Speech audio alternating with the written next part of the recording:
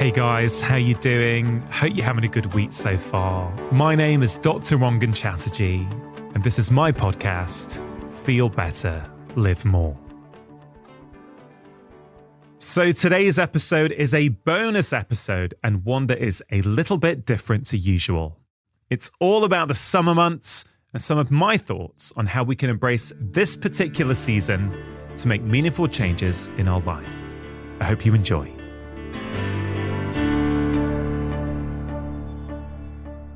I absolutely love summer and I want to help you make the most of your summer. So I think there's something different about the energy, about our motivation, about the light in the summer months.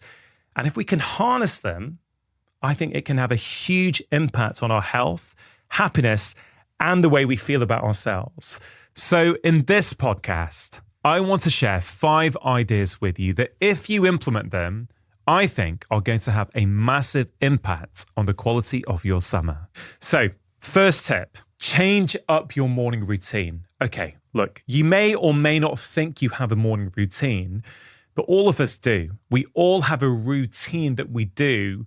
Now, we're not always intentional about it, but we absolutely have a routine. So your routine could be that you are lying in, you're scrolling in bed, you're looking at the news headlines, you're getting up late, and then you're rushing around until you get to work. Or your routine could be more intentional, where you get up and are doing some proactive things for your health, like meditation or journaling or exercise or whatever it might be.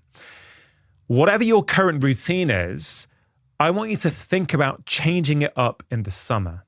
And in particular, what I've seen work really, really well is to get up a bit earlier than usual and get outside. Now, of course, this will depend where you live.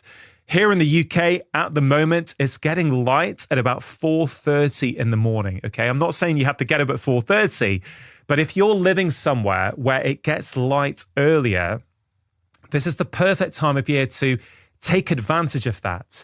Okay, set an alarm, get up, maybe even before coffee or tea or whatever drink you like to have in the morning, get outside, embrace the morning lights, and maybe go for a 15 or 20-minute walk. More if you can, but even 10 or 15 minutes can make a really big difference. Now, why does it make such a big difference? The first thing it does is set your body's circadian rhythm. Okay, your circadian rhythm influences so many systems in your body. Getting natural light first thing in the morning sets a timer for certain hormones in your body, which will help you sleep in the evening.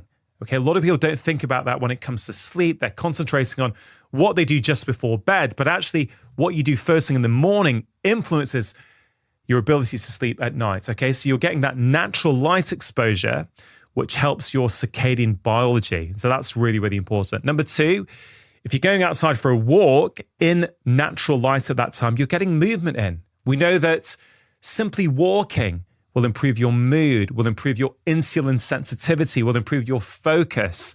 It's also a bit of solitude for you if you do this by yourself. Solitude is a really important daily practice, I think, arguably the most important practice for our health and our happiness, because it allows us to reflect on our lives. Often we're stuck in our lives and we never step outside with solitude to think about, how is our life going? How could I change things? Am I nourishing my relationships? Am I nourishing my health?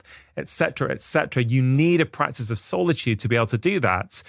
And I think a 15-minute walk every morning gives you that natural light, it gives you your movement, and it gives you a daily practice of solitude. Now, I had a patient a few years ago who thought that they were a night owl. They never wanted to get up before 7 a.m. They said they were always tired in the morning. And I persuaded her in the summer months to get up at 5 a.m. and go for a 30-minute walk every morning. I said, try it for at least 7 days and see what happens. The change was remarkable. She found it hard at first, definitely. The alarm went off. She didn't want to get up, but she committed to it. Not only to me, she committed to herself that this was a behavior she was going to do. And she found within days, her body clock was starting to align. Within a few days, she was starting to get up just before her alarm. She was getting that natural light in the morning. She was getting that time to herself. And this lady found that when she came back, she was much more present with her children. She felt that she was ahead of the day. She felt it much easier to engage in other helpful behaviors for the rest of the day. And it all started with that 30-minute walk at 5 a.m. So I want you to think about that. You may already be doing that, but if you are not doing that already, and perhaps you find it hard to do that in the autumn months and the winter, and I get it is hard, embrace the season, embrace the fact that it is light at that time. Your body wants to be up in that light. You may have to push through for a few days, but I honestly would recommend you try it for at least 7 days, and I'm pretty sure you're going to feel better. The second thing I want you to think about is a social media detox. Okay, we hear all the time about social media and how it's controlling our lives, or it certainly is for many of us. But many of us feel that we can't do much about it, or it's difficult. You know, we're tired, we're stressed. In the evenings, we just like to go on Instagram and scroll for a few hours. I get it. What I want you to consider in the summer months, and this is something that I've been doing now for maybe 5 years, is take a real break from social media in those summer months. Now, I want to acknowledge that not everyone is going to be able to do this, okay? You might have a job where you need to be on it. I get that. You may have a business where you're the only one running it and you have to be on it. If that applies to you, sure, it may be more challenging. But for many of us, we just keep doing in the summer what we've done in every other season. And I want you to really embrace the change in the season. I think we respond as human beings to these changes in rhythm, okay? I do think in the winter months, when it gets, certainly here in the UK, it can be dark at 8 a.m. and dark at 4 p.m. again. You know, you want to hibernate. You don't want to be as active. That's natural at that time of year. Think about what animals do at that time of year. But in the summer months, it's very, very different. And I think we really need to lean into those differences. The modern world makes it hard for us to do that. We have the same work times, the same schedules. But I want you to think about what can you do differently in the summer months than you do for the rest of the year. And I think a social media detox is one of those things. Okay, what might that look like? First of all, it depends on your relationship with social media. But I think so many of us are simply not aware of how much our thoughts are influenced by the world around us. In fact, I'd go as far as to say that many people don't really know what they think anymore. They're so used to getting up in the morning, picking up their phone and consuming, okay? So we're having very little time to be present with our own thoughts. That's why tip number 1, the morning walk. And I forgot to say that morning walk without a phone if you can, or even if you have a phone with you, don't look at it. You want to be with your own thoughts. Allow your innermost thoughts to come up and process them. Once you start consuming material from the outside world, you've kind of lost that opportunity. Your thoughts, your feelings, your behaviors are often downstream from the content you're consuming, right? So what I would recommend, if you can, get on your smartphone, if you've got one, and delete your social media apps. We know that if you make a behavior difficult, we do it less. If you make a behavior easy, we do it more. I mean, that applies to anything. It applies to Netflix, to exercise and movement. If you have to go to the gym that's 10 minutes away to do your workout, you're less likely to do it than if you can do a 5-minute workout every day in your kitchen in your own clothes, okay? All the human behavior research supports this. Make it easy, you'll do it. Make it hard, you won't.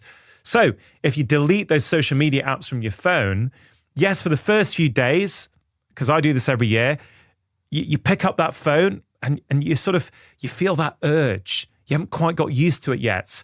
You're wanting to press and see because you're used to doing it.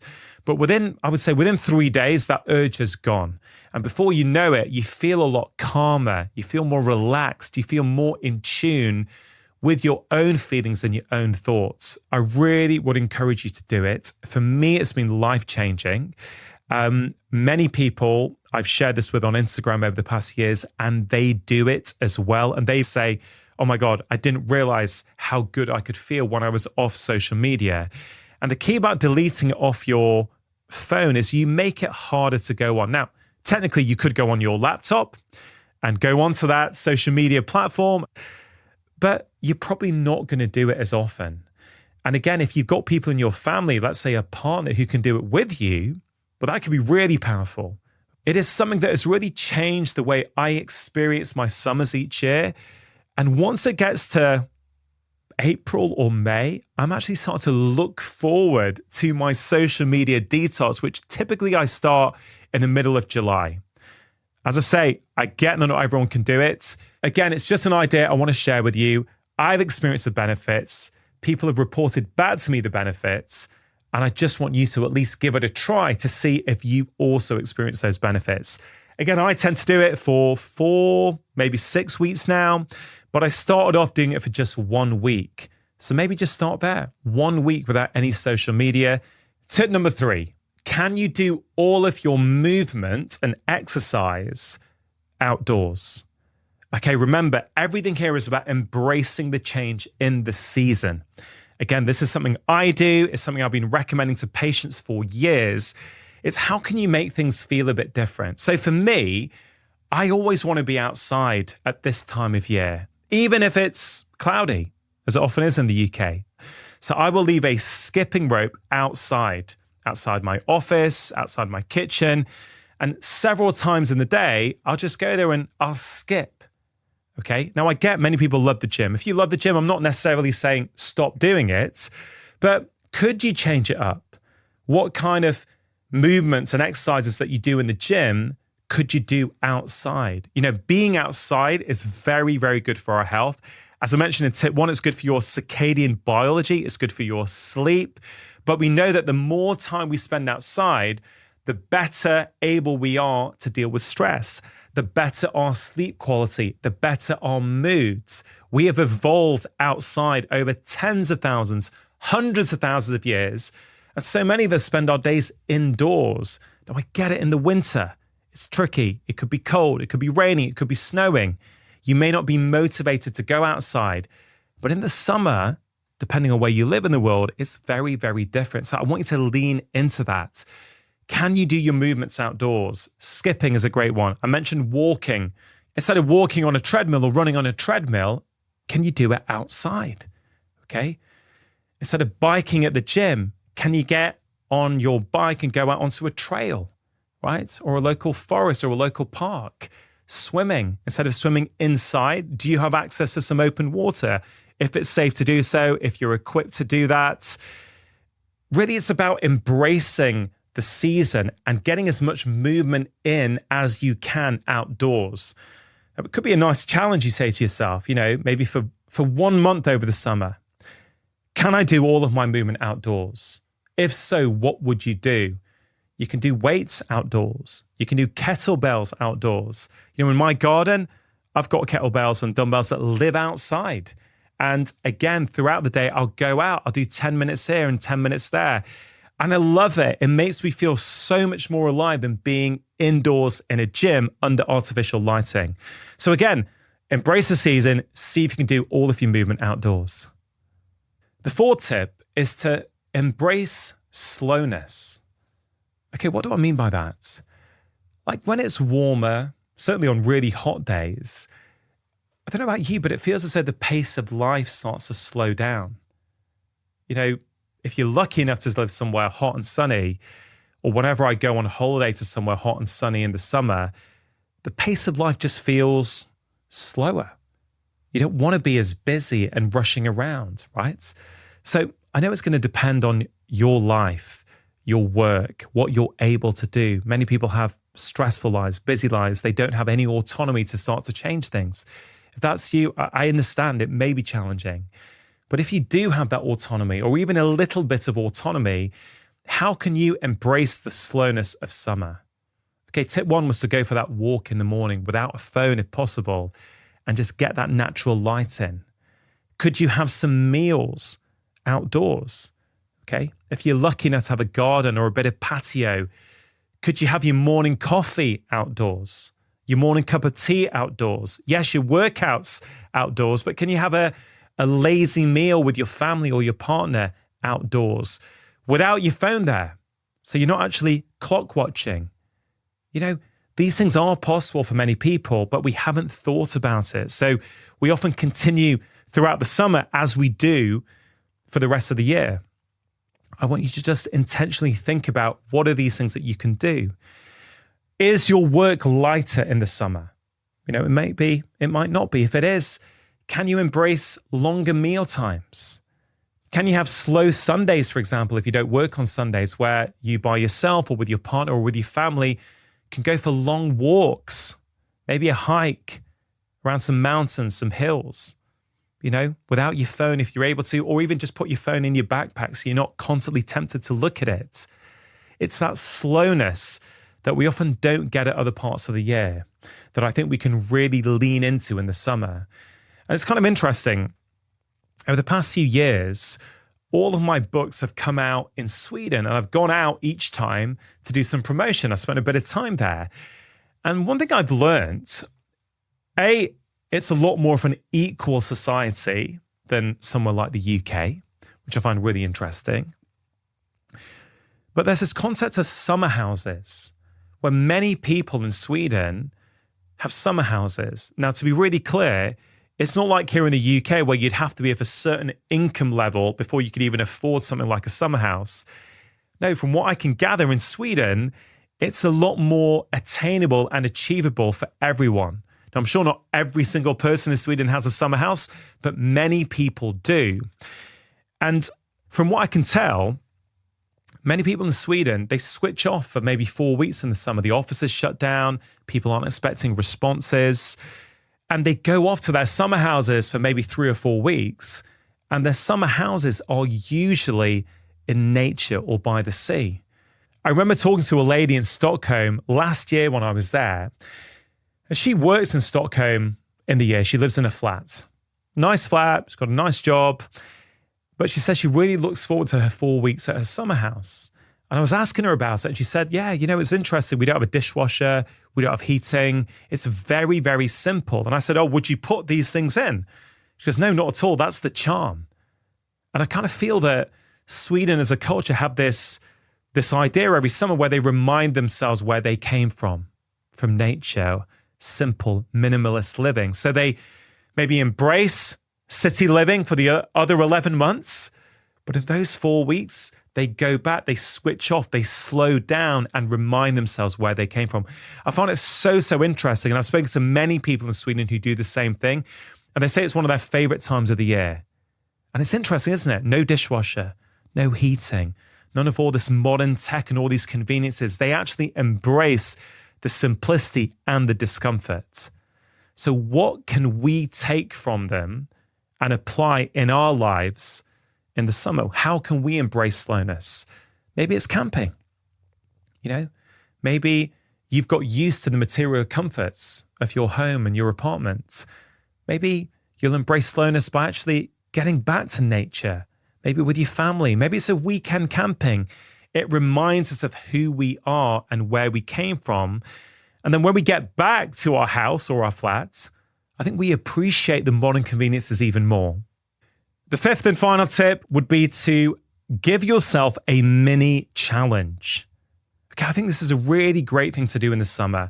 As I've already mentioned, motivation and willpower tends to be higher at this time of year. Why? The weather tends to be better. There's more light. Okay, when light is out there, we are wired to be awake. That's one of the reasons why light in the evening, especially artificial light, can keep us up for longer and disrupt our circadian rhythms and disrupt our sleep, right? So your motivation is high.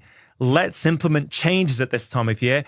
I've always found this with patients over the last 2 decades. Honestly, I found January at New Year, it's not the best time for people to make changes, particularly in a country like the UK. It's cold, it's dark, it's wet, it's rainy. It's not really the kind of environment that's going to stimulate us to make these big lifestyle changes. And I think it's one of the reasons why so many New Year's resolutions fail, because it's the wrong time of year. But the springtime and the summertime is completely different. Motivation tends to be higher. So why don't you set yourself a mini challenge? Okay, what could that look like? Well, of course, it's going to depend on your own preferences, your own passions, the things that you want. Here are some ideas, though, that might get you thinking. It could be that you've never run a 5K before. Okay, in the UK, we have something called Park Run, these community 5Ks every Saturday. Depending on where you are in the world, there may be something like that. But even if there isn't, you may go, by the end of the summer, by the end of August, let's say, I want to have completed 5K. Ideally running, but maybe you have to walk a bit of it as well. It doesn't really matter whether you achieve the challenge or not. The challenge gives you a sense of urgency. It gives you direction in what you do. And I'm a huge fan of mini challenges. I think far too often we give ourselves these big, huge things to do, like running a marathon. Hey, nothing wrong with that. If you want to do that, that's great. But I think we forget about mini challenges.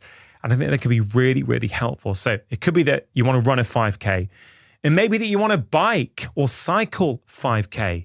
It could be that you're doing some lengths in your local pool. And I know I said to do all your movement outdoors, but maybe you want to stay in your pool. You don't feel confident doing open water swimming, or maybe you don't have that option available to you. Yes, do a lot of your movement outdoors, but maybe your mini challenge could be to swim 20 lengths by the end of the summer, or 30 lengths. Maybe all you can do now is 5 lengths. Okay, no problem. Set out a program. Go, okay, 5 lengths this week, every day or 4 times a week. Next week, I'll move it up to 7. And bit by bit, it won't take long before you get to 20. It could be that you want to camp. You've never done camping, right? That could be your challenge. Go, okay, I'm a bit scared. I don't know what to do, but I think it'll be really good for me. I think I'll enjoy it. Go on YouTube, have a look at some videos, ask your friends, put a date in your diary, get some friends together, go for one night. Okay, that's a mini challenge. It could be that you think about, I don't know, doing something in your garden, putting out a vegetable patch, carving out some space, clearing out the weeds. Give yourself a mini challenge. And here's the important point. Whether you do it or not, I don't think it matters. Sure, it's great to complete a challenge. We feel good about ourselves. We said we were going to do it and we do it. But here's the thing. If you set yourself that challenge for 20 lengths and you currently can only do 5 and you get to 18 lengths, that's not failure. That's huge progress, right? And you only made that progress because you gave yourself that challenge, right?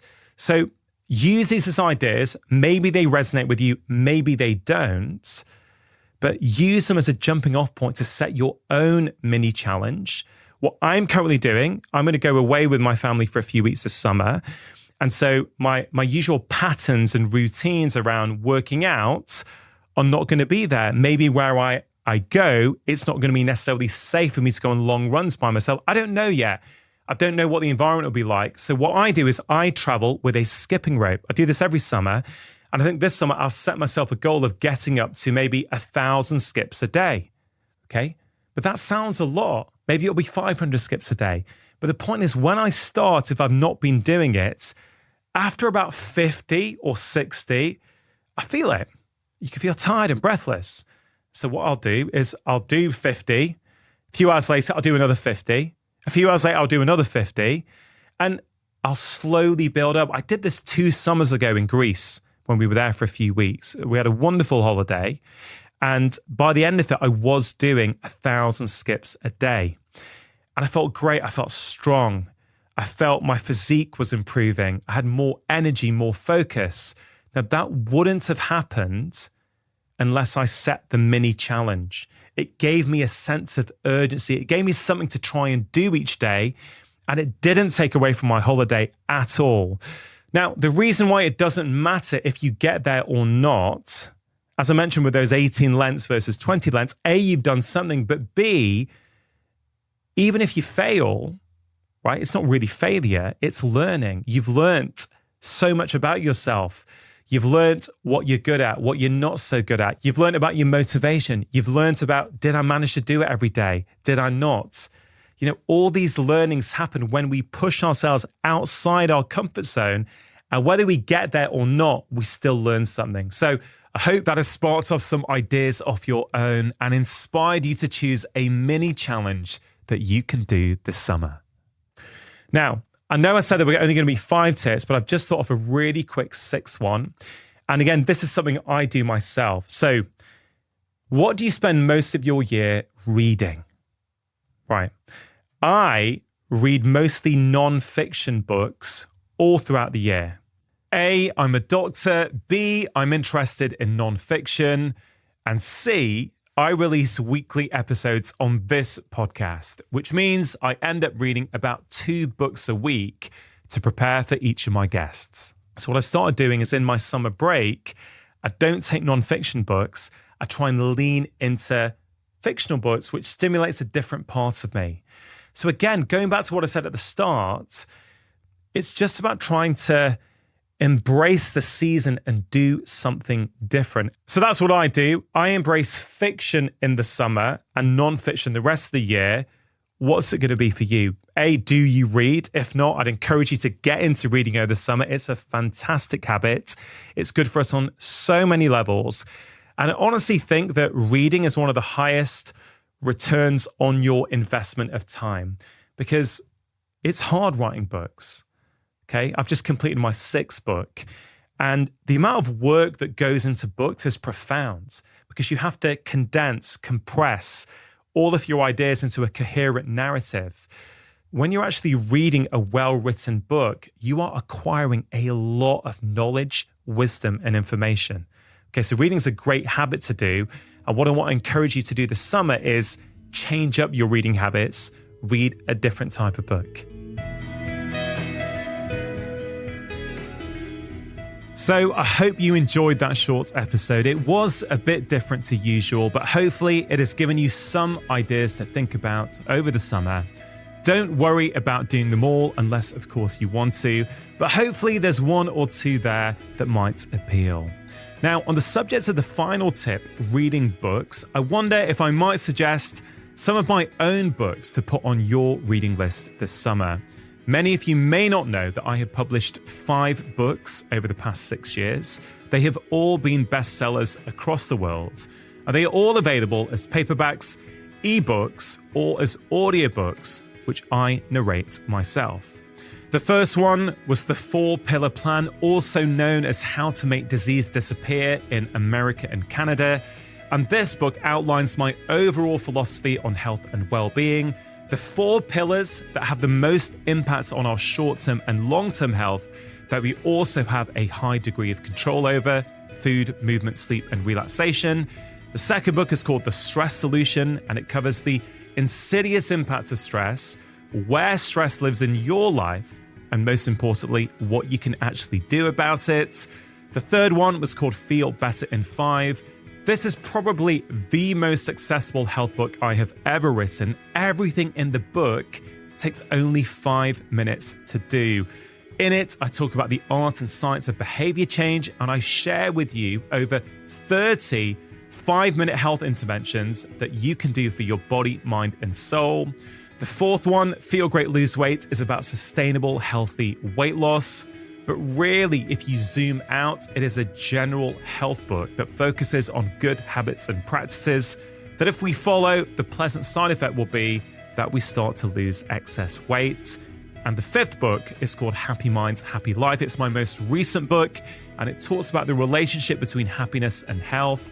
In that book, I explain how happiness is a trainable skill that everyone can get better at once they know what to work on. And of course, like in all of my books, there are loads of simple, practical suggestions. If you enjoyed today's episode and want more solo episodes like this one, do let me know. And in the meantime, enjoy the rest of your week. And I'll see you this Wednesday for a brand new episode.